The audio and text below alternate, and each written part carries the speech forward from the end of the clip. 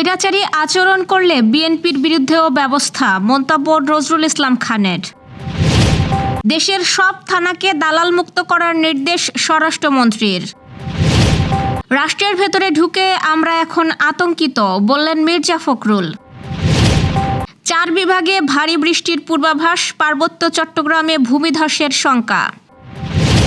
58 দিনের অবরোধে মোরেলগঞ্জে জেলেদের দুর্ভোগ, বিকল্প কর্মসংস্থানের দাবি।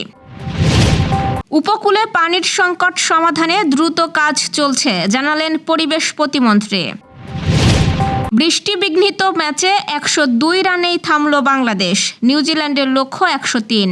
দর্শক, শুনছিলেন সন্ধ্যার খবরের প্রধান শিরোনাম, এবার বিস্তারিত। তার আগে আমাদের ইউটিউব চ্যানেল সাবস্ক্রাইব করুন এবং সব খবর পেতে ফেসবুক পেজ ফলো করে রাখার পাশাপাশি ওয়েবসাইট ভিজিট করুন।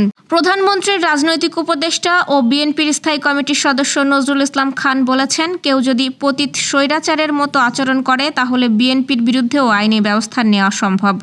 দলীয় কার্যক্রম নিষিদ্ধ সংক্রান্ত আইন নিয়ে বিএনপি চিন্তিত নয়। আজ দুপুরে রাজধানীর শেরেবাংলা নগরে জাতীয়তাবাদী শ্রমিক দলের 43তম প্রতিষ্ঠাবার্ষিকী উপলক্ষে প্রয়াত রাষ্ট্রপতি জিয়াউর রহমান ও সাবেক প্রধানমন্ত্রী খালেদা জিয়ার সমাধিতে শ্রদ্ধা নিবেদন শেষে তিনি এসব কথা বলেন। নজরুল ইসলাম খান বলেন, বর্তমান সরকার আওয়ামী লীগের মতো জনগণের স্বার্থ বিরোধী কাজ করবে না বলে তারা আশা করেন। আইন অমান্য করে কেউ রাষ্ট্রবিরোধী কার্যক্রম চালালে আইনশৃঙ্খলা বাহিনী ব্যবস্থা নেবে, বিএনপি নয়। বিএনপি শুধু জনগণের কাছে পতিত আওয়ামী লীগের অপকর্মগুলো তুলে ধরতে পারে। তিনি আরও জানান, বিএনপি ও এর অঙ্গ সহযোগী সংগঠনগুলোকে ঢেলে সাজানোর কাজ শিগগিরই শুরু হবে। সংগঠনের গতিশীলতা ফেরাতে জাতীয় কাউন্সিল আয়োজনের প্রস্তুতিও চলছে বলে জানান তিনি। রাজধানী ঢাকা সহ সারা দেশের সব থানাকে দালাল মুক্ত করার নির্দেশ দিয়েছেন স্বরাষ্ট্রমন্ত্রী সালাউদ্দিন আহমেদ। আজ দুপুরে রমনা মডেল থানা পরিদর্শনকালে পুলিশের ঊর্ধ্বতন কর্মকর্তা ও সংশ্লিষ্টদের এই নির্দেশ দেন তিনি। পরিদর্শনকালে থানার বিভিন্ন কক্ষ, হাজতখানা ও সার্বিক পরিবেশ ঘুরে দেখেন মন্ত্রী। এ সময় তিনি ওসি, ডিউটি অফিসার সহ দায়িত্বে থাকা পুলিশ সদস্যদের সঙ্গে কথা বলেন এবং তাদের সমস্যার কথা শোনেন। স্বরাষ্ট্রমন্ত্রী এ সময় সবাইকে সততা, ন্যায়নিষ্ঠা ও আন্তরিকতার সঙ্গে সাধারণ মানুষকে সেবা দেওয়ার নির্দেশ দেন। একই সঙ্গে দায়িত্বে অবহেলা বা দুর্নীতির অভিযোগ প্রমাণিত হলে সংশ্লিষ্টদের বিরুদ্ধে কঠোর ব্যবস্থা নেওয়া হবে বলেও সতর্ক করেন তিনি। দেশে আজ সততা, সাহস ও নৈতিকতার মানুষ ক্রমেই বিরল হয়ে যাচ্ছে, এমন মন্তব্য করে বিএনপি মহাসচিব ও স্থানীয় সরকার মন্ত্রী মির্জা ফখরুল ইসলাম আলমগীর বলেছেন, রাষ্ট্রের ভেতরে ঢুকে আমরা এখন আতঙ্কিত হচ্ছি, কিভাবে এই কাঠামো ঠিক করা যাবে। সদ্য প্রয়াত অধ্যাপক ডাক্তার মোহাম্মদ আব্দুল কুদ্দুসের জন্য আয়োজিত স্মরণসভা ও দোয়া মাহফিলে প্রধান অতিথির বক্তব্যে তিনি এসব কথা বলেন। মির্জা ফখরুল বলেন, ডাক্তার কুদ্দুসের মৃত্যু স্বাভাবিক নয়। জীবনের নানা কষ্ট, অপমান ও দুঃখের ধাক্কা তাকে দ্রুত আমাদের কাছ থেকে কেড়ে নিয়েছে। এমন সৎ ও সাহসী মানুষ আজ সমাজে খুবই কম দেখা যায়। তিনি বলেন, আমরা যদি তার কাজ, আদর্শ ও নৈতিকতাকে অনুসরণ করতে পারি তাহলে সমাজ ও দেশের জন্য কিছু করা সম্ভব। দেশের বর্তমান পরিস্থিতি নিয়ে উদ্বেগ প্রকাশ করে বিএনপি মহাসচিব বলেন, গত 15 থেকে 16 বছরে সমাজ ব্যবস্থায় অনিয়ম, দুর্নীতি ও স্বজনপ্রীতি প্রাতিষ্ঠানিক রূপ পেয়েছে। মির্জা ফখরুল আরও বলেন, আজকাল তদবির ছাড়া কোনো কাজ হয় না এমন সংস্কৃতি তৈরি হয়েছে যা আগে এভাবে ছিল না। জিয়া পরিষদের কার্যক্রম নিয়ে তিনি বলেন, সংগঠনকে দোকান বানানো যাবে না, বরং গবেষণা ও মেধাভিত্তিক কাজের মাধ্যমে জিয়াউর রহমানের জীবন ও আদর্শ বিশ্বব্যাপী তুলে ধরতে হবে।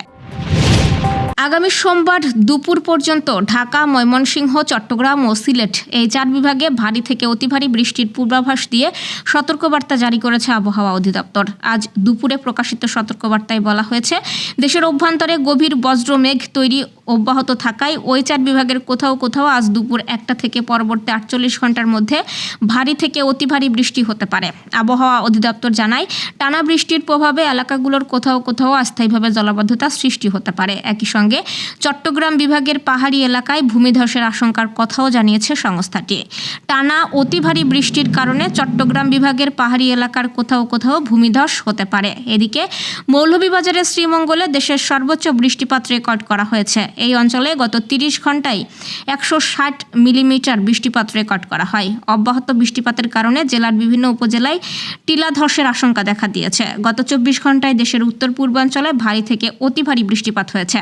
আজ সকাল 9টার তথ্য অনুযায়ী 24 ঘন্টায় উত্তর পূর্বাঞ্চলের হাওর বেসিনের 3টি জেলার 5টি নদীর 6টি স্টেশন প্রাক মৌসুমী বিপদসীমার ওপর দিয়ে প্রবাহিত হচ্ছে। বাগেরহাটের মোরেলগঞ্জে 58 দিনের মাছ ধরার নিষেধাজ্ঞায় চরম দুর্ভোগে পড়েছেন জেলেরা। আয় বন্ধ থাকায় পরিবার পরিজন নিয়ে মানবেতর জীবন কাটাচ্ছেন তারা। গাবতলা ও খাউলিয়া গ্রামের 2 শতাধিক জেলে পরিবার দাদন ও এনজিও ঋণের বোঝা নিয়ে দিশেহারা। নিষেধাজ্ঞার সময় জাল নৌকা মেরামত করলেও সংসার চালানো কঠিন হয়ে পড়েছে। জেলেদের অভিযোগ, সরকারি খাদ্য সহায়তা অপ্রতুল এবং অনেক প্রকৃত জেলে তালিকার বাইরে। তাদের দাবি, খাদ্য সহায়তা বৃদ্ধি, বিনা সুদের ঋণ, বিকল্প কর্মসংস্থান এবং পুনর্বাসনের ব্যবস্থা। এ বিষয়ে উপজেলা মৎস্য কর্মকর্তা বলেছেন, নিবন্ধিত জেলেদের জন্য চাল সহায়তা দেওয়া হচ্ছে এবং বিকল্প কর্মসংস্থানে বকনা বাছুর বিতরণ করা হয়েছে। তবে জেলেদের প্রশ্ন, এই সহায়তা কি তাদের 58 দিনের জীবনযুদ্ধে টিকিয়ে রাখতে যথেষ্ট কিনা। উপকূলীয় অঞ্চলের মানুষের দীর্ঘদিনের সুপেয় পানির সংকট সমাধানে দ্রুত পদক্ষেপ নিচ্ছে সরকার, এমনটাই জানিয়েছেন পরিবেশ প্রতিমন্ত্রী ডক্টর শেখ ফরিদুল ইসলাম। মোংলা উপজেলা পরিষদ মিলনায়তনে এক নাগরিক সংলাপে তিনি বলেন, উপকূলের পানির সংকট একটি মৌলিক সমস্যা। এই সংকট নিরসনে ইতোমধ্যেই বিভিন্ন প্রকল্প হাতে নেওয়া হয়েছে এবং বাস্তবায়ন কাজ চলমান রয়েছে। প্রতিমন্ত্রী জানান, বৃষ্টির পানি সংরক্ষণে বিশেষ গুরুত্ব দেওয়া হচ্ছে। এক ফোঁটা পানিও যাতে নষ্ট না হয় সেই লক্ষ্যে ট্যাঙ্ক ও পুকুরে পানি সংরক্ষণের উদ্যোগ নেওয়া হয়েছে। পাশাপাশি ভূগর্ভস্থ পানির ওপর চাপ কমাতে বিকল্প ব্যবস্থাও গ্রহণ করা হচ্ছে। সংলাপে বিভিন্ন সরকারি দপ্তরের কর্মকর্তা ও স্থানীয় জনপ্রতিনিধিরা উপস্থিত ছিলেন। বৃষ্টি বিঘ্নিত তৃতীয় টি-20তে 15 ওভারে নিউজিল্যান্ডকে 103 রানের লক্ষ্য দিয়েছে বাংলাদেশ। সেই লক্ষ্যেই এখন মাঠে নিউজিল্যান্ড। টসে হেরে ব্যাট করতে নেমে 14 ওভার 2 বলে 102 রানেই অল আউট হয় টাইগাররা। শুরুর ধাক্কায় দ্রুত উইকেট হারায় বাংলাদেশ। সাইফ হাসান 16 ও তানজিদ তামিম 6 রান করে ফিরলে চাপে পড়ে দল। এরপর লিটন দাস 26 ও তাওহিদ হৃদয় 33 রানের লড়াই করলেও ইনিংস বড় করতে পারেননি। শেষ দিকে আর কেউ দাঁড়াতে না পারায় ছোট সংগ্রহেই থামে বাংলাদেশ। দর্শক, এই ছিল সন্ধ্যার আয়োজন। রাতের খবর দেখার আমন্ত্রণ রইল। এতক্ষণ সাথে থাকার জন্য ধন্যবাদ।